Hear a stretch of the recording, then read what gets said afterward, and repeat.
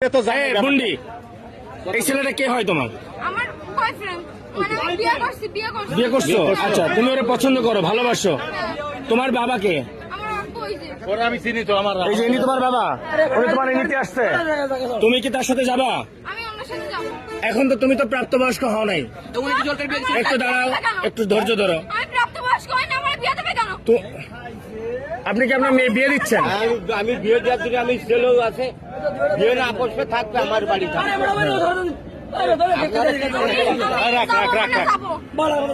তুমি কি ওর সাথে যাবা? এখন তুমি তো প্রাপ্তবয়স্ক হও নাই। আমি ওর আব্বুর সাথে কথা বলছি। ও নাম্বার আমি তুমি ওর কপালে সিঁদুর দেওয়া আছে। আরে মুসলমান, মুসলমান কখন? মেয়ে দিচ্ছিলাম, তাই মনে লাগছে। তোমার বাসা কোথায়? তোমরা নিতে আসছো? এরা যদি এখন তোমার মায়েরা পুলিশে দেয়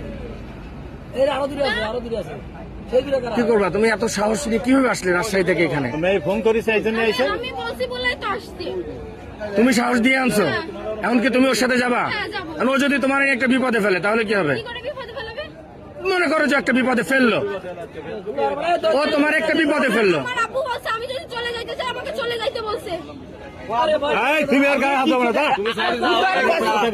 আমি যা বলছি আমি আর দেবো না, দেবো না, দেবো না, দেবো না, আমি দেবো না।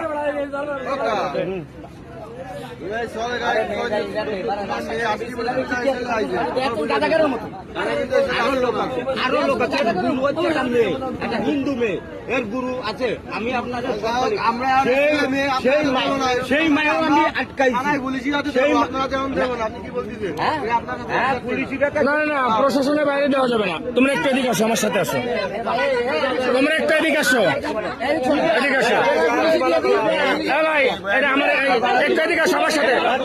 কেউ গায়ে হাত দেবে না, কেউ গায়ে হাত দেবে না, আমি তোমাকে বললাম। এদিকে আসো, আমার সাথে আসো। এদিকে আসো, এদিকে আসো।